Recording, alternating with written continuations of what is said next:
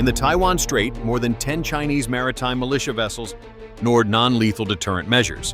As soon as the People's Liberation Army Navy's Type 056A frigate intervened, they shone a laser beam at the Higgins dock using military weapons. Faced with this deliberate escalation is a warning shot, the only answer to draw a hard line with Beijing. 2 p.m. In the Taiwan Strait, one of the most vital and tense maritime routes on the planet, the guided missile destroyer USS Higgins, a $2 billion floating fortress, was conducting a lawful freedom of navigation operation. But the peace is quickly shattered. On the radar screen, over 100 unidentified signals are closing in. They are not fishermen. They are a fleet from Beijing. The Taiwan Strait, through which over 50% of the world's semiconductors pass. Any disruption would cause an earthquake for the global economy. Beijing understands this. By using its maritime militia state-backed fishermen, it is executing a sophisticated gray zone strategy, harassing, threatening, and attempting to change the status quo without firing a single shot, while always maintaining the ability to deny responsibility.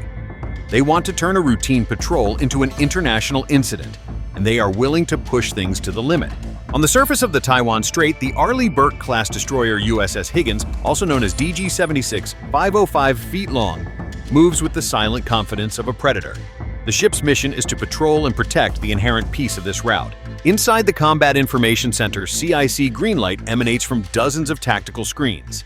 The Aegis Baseline 10 combat system, capable of processing 1 terabyte of data per second, consolidates information from all sensors into a comprehensive picture of the battlefield. The 4 faces of the SPY-6 radar mounted on the ship's superstructure steadily scan the surrounding space. At 14:15, the first warning did not come from the radar, but from an altitude of 22,000 nautical miles. A KH-12 reconnaissance satellite, America's ever-watchful eye in orbit, sent down a secure high-speed data stream.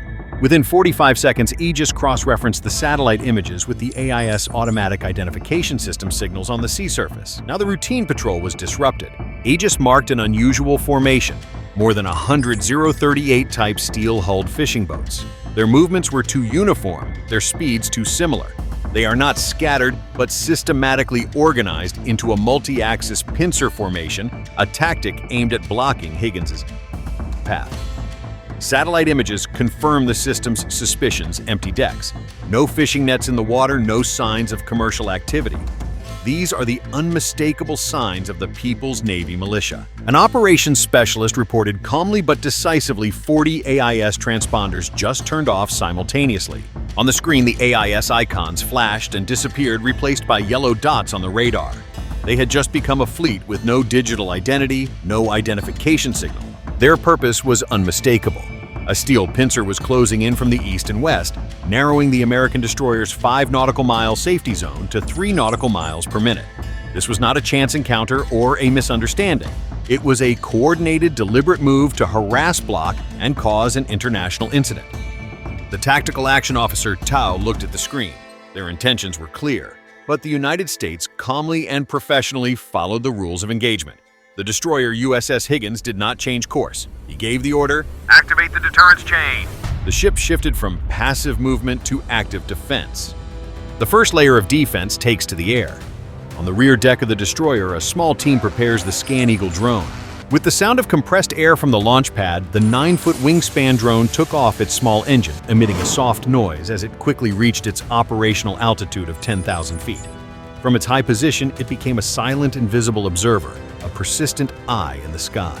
Its optical and infrared cameras zoomed straight into the enemy, piercing through the civilian cover. It recorded irrefutable evidence: hidden ship number, sailors moving on the deck, and no fishing gear whatsoever. This data was transmitted directly to the CIC and Pacific Command. On the other side, the command center of the Chinese Maritime Militia also recognized the problem. They might not see the tiny drone at an altitude of 10,000 feet, but their radar and electronic intelligence systems had certainly detected the presence of an American unmanned aerial vehicle operating right above their formation. Higgins's command center began broadcasting a message on open maritime channels repeated in both English and Chinese, targeting each ship individually.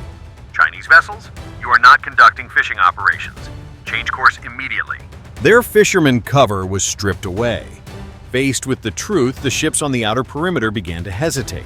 The formation of over 100 ships gradually disintegrated, leaving only about 50. They were confused and losing confidence. But the remaining 30 vessels, the more stubborn ones, continued closing the distance to 8 nautical miles. It was time to deploy the LRAD 100XI long-range acoustic system. The LRAD 100XE long-range audio system was activated and directed at the leading targets. The system emitted a highly directional beam of sound at 162 decibels, fired at a distance of 3,000 yards. This concentrated acoustic energy was designed to cause significant physical discomfort to personnel in the target area. The combined effect worked. 20 more militia boats broke formation, changing course to escape the torturous sound beam. Only about 15 remained. They cut across the bow of the Higgins at a dangerous distance, 3 nautical miles. The final line of defense before escalating to force was deployed. A decisive order was given: deploy water cannons and searchlights, open fire. The water cannons sprayed high-pressure water capable of expelling thousands of gallons of seawater per minute. 2 water arches propelled by 1,000 pounds per square inch of pressure formed a solid wall of water over 200 feet long. At the same time, the ship's 5 million candela floodlights illuminated the scene. The Chinese militia crew was overwhelmed by the sudden onslaught of water and light. Their decks flooded. They staggered, panic evident on the deck. It was a non-lethal measure, but one with powerful physical force blocking their path. This final non-violent measure proved effective. 10 more ships broke formation, their crews unable to operate under the waves of water and blinding light. At 14:25, 5 ships remained. The most loyal forces still tried to maintain their course, attempting to block the movement. But the tactical situation was about to change, abruptly escalating beyond the gray zone. A new signal appeared on the Aegis map, a yellow icon moving at high speed on a clearly intercepting course. Aegis issued a red alert. New alert, high-speed contact identified as type 056A. A Chinese Navy missile escort ship, the upgraded 2025 version, modern and powerful, burst out of the darkness. It was not disguised as a civilian vessel. The destroyer approached to a dangerous distance of 2 nautical miles, an unprofessional and threatening move violating all established maritime rules. Its Type 364 fire control radar locks onto Higgins, a weapon designed to blind sensors, and it is scanning directly across the American destroyer's command deck. Its main AK-176 76mm gun is ready. This is a hostile act. The encounter in the gray zone was over. This was now a military confrontation. It closed in at an excessively dangerous range, a reckless and unprofessional move. And then it fired not with bullets, but with light. A green military laser designed to blind sensors and humans swept across the Higgins command bridge. The game had changed. Restraint had been met with hostility. The U.S. Navy was no longer calm. In the CIC, the tactical action officer did not hesitate. Rules of engagement permit. Mk-45 gun ready. Target fire warning illumination rounds. Prepare to fire. The 5-inch Mk-45 gun, Higgins' iron fist, raised its barrel. The order was executed. Fire. With a blast that tore through the air and shook the entire ship, it fired a single shell. The shell did not target the enemy ship. It flew away at supersonic speed and exploded 2 nautical miles ahead of the Type 056A's bow.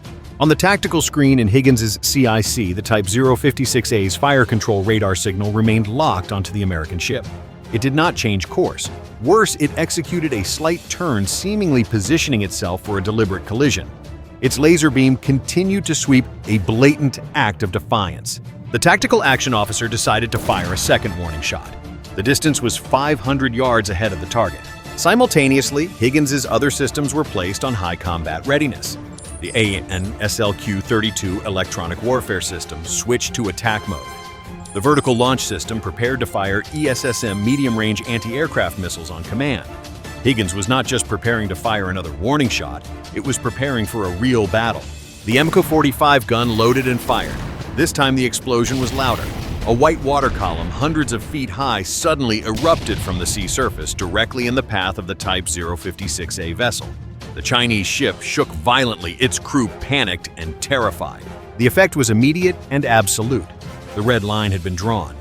The captain of the Type 056A had the only reasonable decision. The Type 056A ship made a sharp 90-degree turn and accelerated away from the area.